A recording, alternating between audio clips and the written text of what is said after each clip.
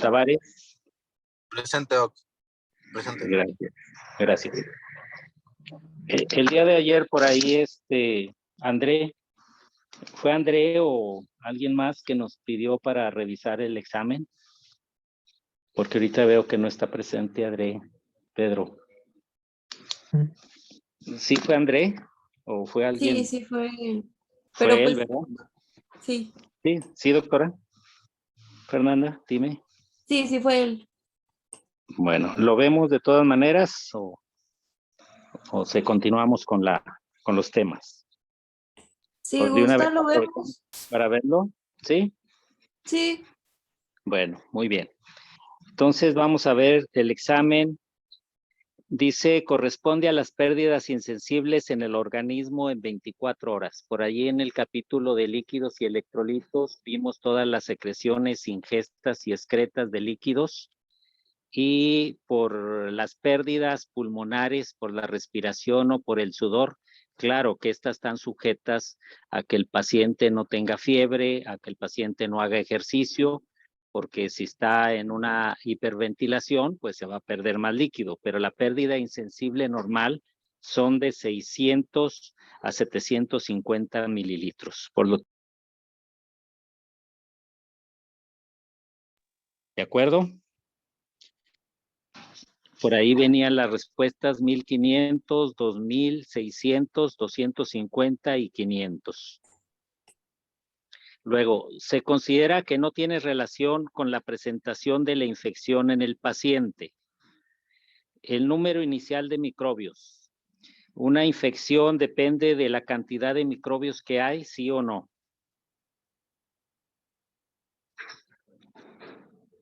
Jóvenes. Sí depende el número de microbios que en un momento dado tengamos contacto o ingerimos o lo recibimos con alguna punción. ¿Sí, no? Sí, doctor. Sí, claro que sí. Entre más microbios haya, más posibilidades hay de infectarme. Luego, el índice de crecimiento del microbio contra la destrucción por el huésped. Si el microbio se reproduce 20 veces y el organismo lo destruye 30, ¿habrá infección?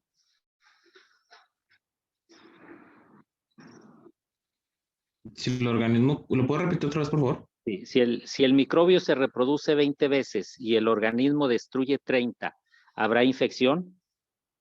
No, porque ya estarán No, acabados, ¿no? exacto, porque están acabados. Pero sin embargo, si el microbio se reproduce 100 y el organismo destruye 30, ¿habrá infección?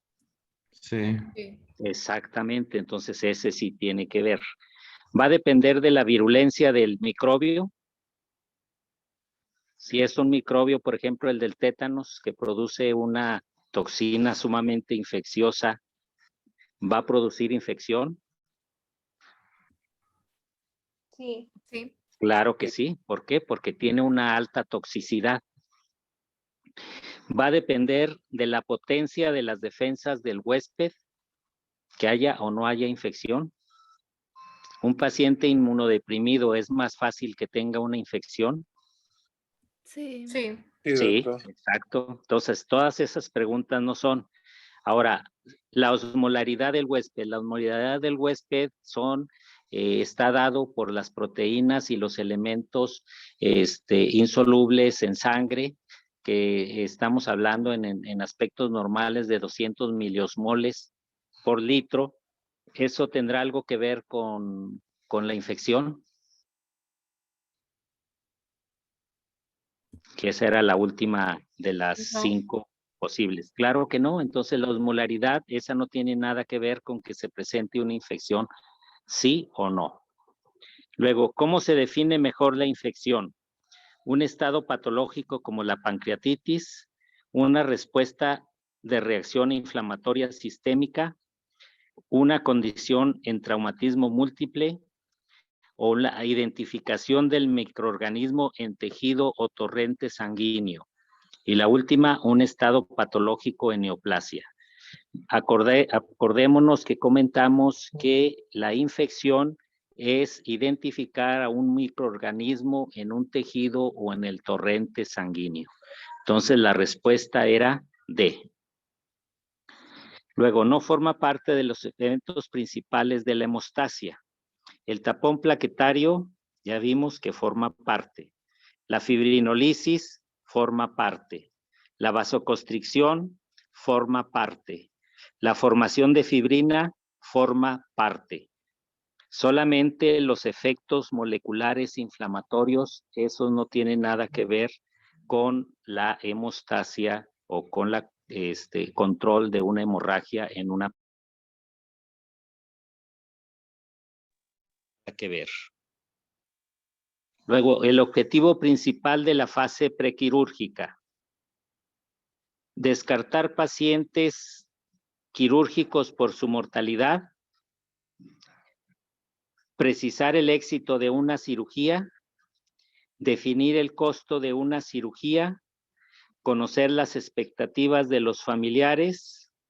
O disminuir la morbimortalidad y evitar las complicaciones. Acuérdense que hablamos en la situación de los traumatismos y del control de daños, que un paciente cuando es quirúrgico tiene que operarse independientemente de todos los factores. Pero si un paciente está en condiciones de mejorar las situaciones clínicas para impedir que se presenten complicaciones, eso lo vamos a hacer en la fase prequirúrgica. Si necesita sangre, hay que transfundirlo. Si necesita controlar la glicemia, hay que controlarla. Si necesita controlar la hipertensión arterial, hay que controlarla. Entonces, la respuesta es, el objetivo es disminuir la morbimortalidad y evitar las complicaciones. Luego, los osmoreceptores detectan variaciones pequeñas de osmolaridad y coadyuvan al control de líquidos a través de. Hablamos que los osmoreceptores fácilmente pueden detectar esas variaciones. Si están muy disminuida, quiere decir que hay demasiados líquidos. Si está muy aumentada la osmolaridad, quiere decir que faltan líquidos. Y entonces en esos casos tiene que haber una respuesta por parte del organismo que se da a través de elementos hormonales y del sistema nervioso central. Hablamos de los osmoreceptores y de los vasoreceptores. Los osmoreceptores se encuentran a nivel renal y a nivel cerebral. Y estos van a responder con una inducción hipotalámica de vasopresina para disminuir o aumentar los líquidos.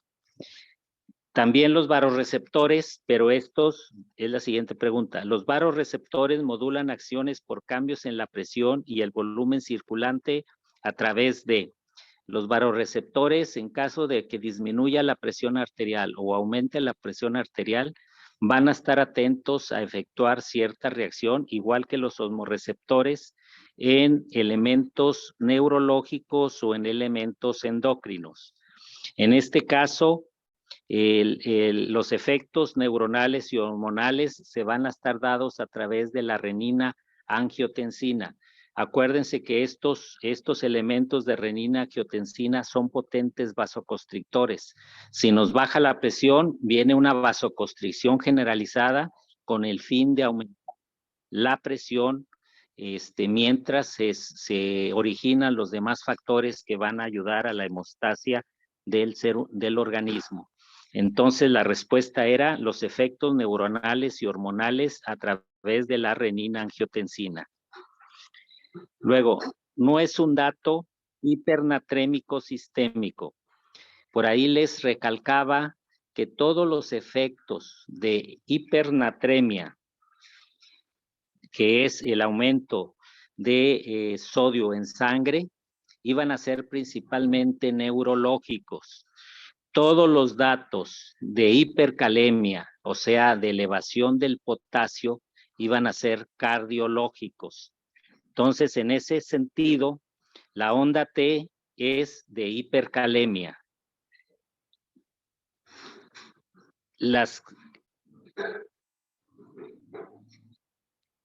Hipernatremia. La onda T es de hipercalemia. Entonces dice, no es un dato. La respuesta es precisamente la A. La onda T acuminada con onda P aplanada son datos cardiológicos y esos están relacionados con una hipercalemia, no con una hipernatremia. Las demás respuestas dice, se presenta alta morbilidad con un valor de sodio de 160 miliequivalentes. Es correcto. Acuérdense que arriba de 160 ya la hipernatremia tiene mucho mayor mortalidad que una elevación nada más de los 142 miliequivalentes por litro, que es lo normal de sodio. Dice, en sistema nervioso central hay inquietud e irritabilidad. Pues sí, es un dato neurológico. Hay convulsiones y coma. Sí, es un dato neurológico. Se presentan hemorragias subaracnoideas. Exacto, es un dato neurológico. Precisamente por eso también las convulsiones y el estado de coma, porque ahí empieza a haber desgarros arteriales y va a haber hemorragia subaracnoidea. Entonces la respuesta era la A. Ondas T acuminadas con ondas P aplanadas. Luego, es una infección viral. El Coccidioides immitans es un hongo. El Clostridium, Bacteroides y Escherichia coli están parte de los bacterioides y parte de los anaerobios. Y el Epstein-Barr es un virus. El virus de Epstein-Barr, el virus del VIH, los retrovirus, el coronavirus, todos esos son enfermedades virales. Entonces la respuesta era la B. La siguiente estaba relacionada, dice, las infecciones por coccidioides immitans se consideran del grupo. El coccidioides es un hongo, entonces es una infección micótica. No es viral, no es bacteriana, no es parasitaria, no es helmíntica. Entonces la respuesta era la E. Dice, no es un principio relevante en la profilaxis de los antibióticos en cirugía. Dice, no es un principio. Entonces, comentamos, cuando vamos a hacer una cirugía, la selección del fármaco va a ser de acuerdo al sitio que vamos a operar. Si vamos a operar válvulas y corazón, pues ahí lo que más llega es sangre. Entonces, la prevención de esa infección posible sería atender los gérmenes que habitan en boca, los gérmenes que habitan en nariz, los gérmenes que habitan en oído, en las encías, en los dientes, en caries. Entonces ahí la selección de fármacos va a ser de ese tipo. Si vamos a hacer una operación sobre el colon, entonces tendremos que dar antibiótico de acuerdo a la infección en colon. Entonces esa no era la respuesta. Dice, de preferencia 30 minutos a 2 horas antes de la incisión. Comentamos que para que el antibiótico profiláctico sea efectivo, tiene que ser en este lapso de tiempo. Tampoco es la pregunta. En cirugías muy prolongadas hay que repetir las dosis de acuerdo a la semivida del fármaco. Comentamos, si la semivida del fármaco es de 4 horas y mi cirugía tarda 8 horas, pues entonces voy a tener que aplicar 2 veces ese medicamento porque el medicamento nada más tiene una semivida de 4 horas. Si el medicamento tiene una semivida de 12 horas, pues nada más voy a administrar una dosis o máximo 2 dosis, pero tiene que repetirse el fármaco según el tiempo que vaya a durar la cirugía. Por ejemplo, en las cirugías de trasplante que llegan a durar hasta 24 horas o 36 horas, pues yo tengo que administrar las 6 o las 8 dosis de medicamentos si el fármaco dura 4 horas. Luego, la profilaxis habitual no debe de continuarse más de 24 horas. Eso también lo recalcamos. Si usamos profilaxis en los pacientes que van a operarse, este medicamento no debe de pasar más de 24 horas. Ya una vez que termine la operación, le podemos pasar todavía un medicamento más, pero ya va a ser todo el que se va a administrar. No forzosamente tiene que darse los 5 o los 6 días de tratamiento que conocemos nosotros para tratar una infección, porque aquí es profilaxis únicamente. Muy bien, dice la persona que donará órganos o tejidos se clasifica como. hablamos que, bueno, esta clasificación de todas maneras ya la deben de haber visto, la clasificación ASA, que es de la Sociedad de Anestesiología, que clasifica en 6 grupos, 1, 2, 3, 4, 5 y 6. En el caso de la última clasificación de ASA es precisamente para la gente que ya tiene muerte cerebral. En esos casos ya se pasa el paciente sostenido sus signos vitales, su concentración de electrolitos, sus enzimas hepáticas por medios artificiales, pero ya con el sustento de que el paciente tiene una muerte cerebral. Y al momento de extraer estos órganos, se le deja de dar todo el apoyo a la persona, porque si se extrae el corazón, pues ahí en ese momento termina, ya no hay que hacer más y ahí se termina el proceso. Y esa clasificación de estos pacientes entra en el ASA 6. Dice, es un factor de riesgo para la enfermedad tromboembólica. El adulto joven es muy difícil que haga una enfermedad tromboembólica.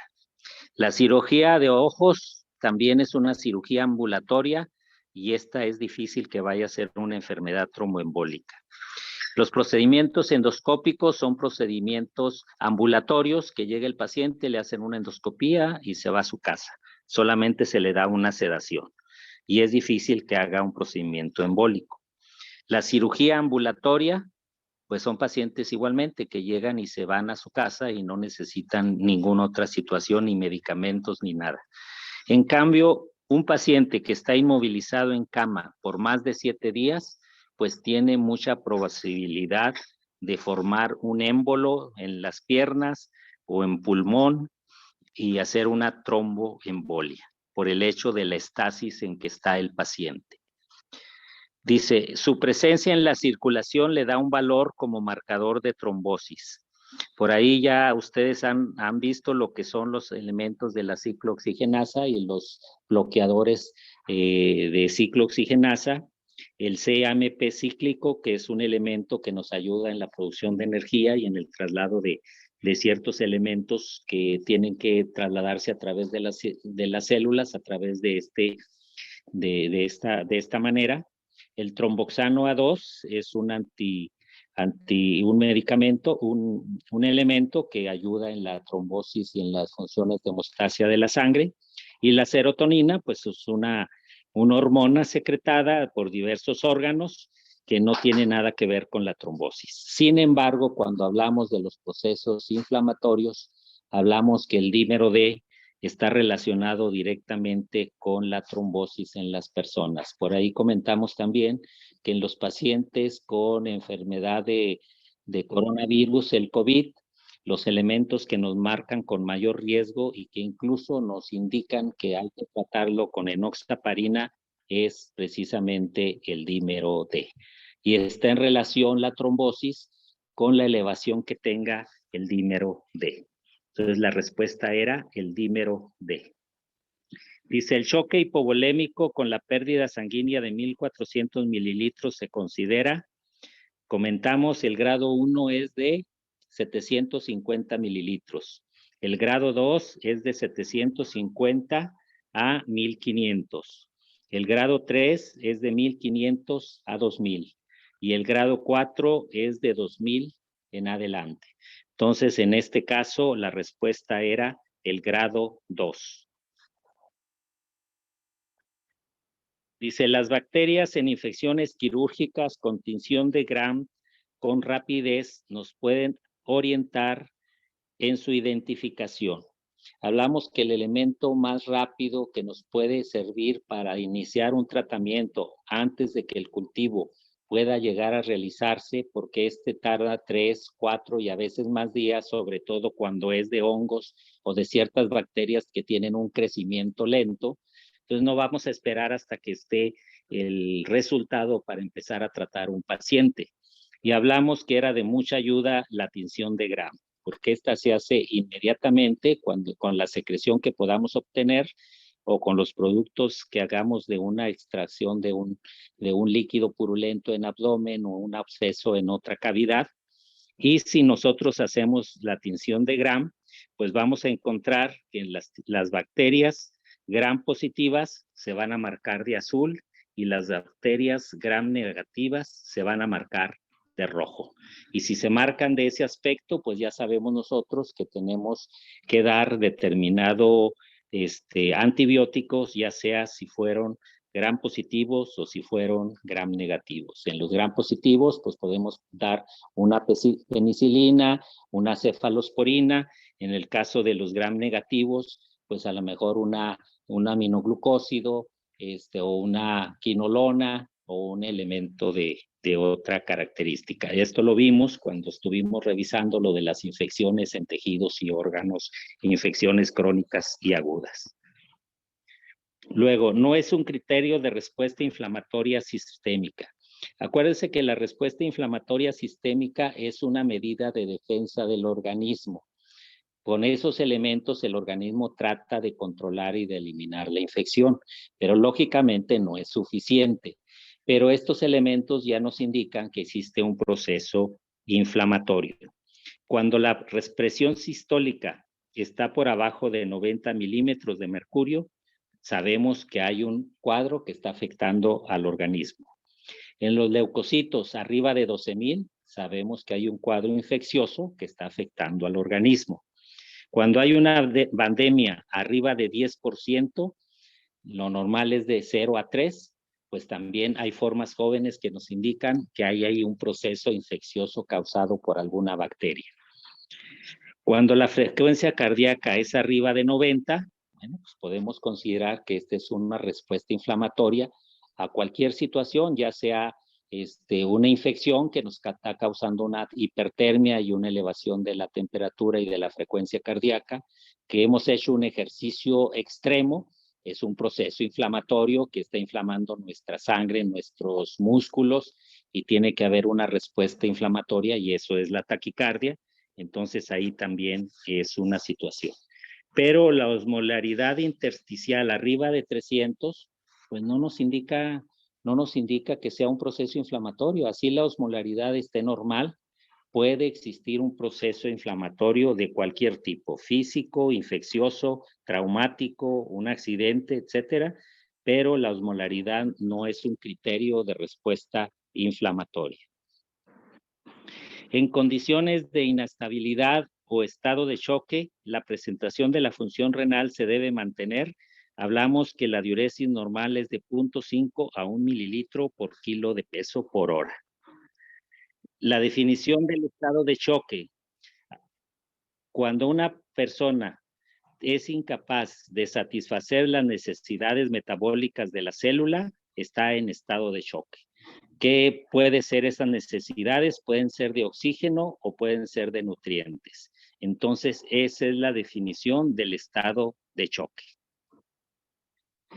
La condición clínica grave caracterizada por latidos arteriales débiles, pulsos débiles o ruidos cardíacos imperceptibles, disminución de gasto cardíaco corresponde.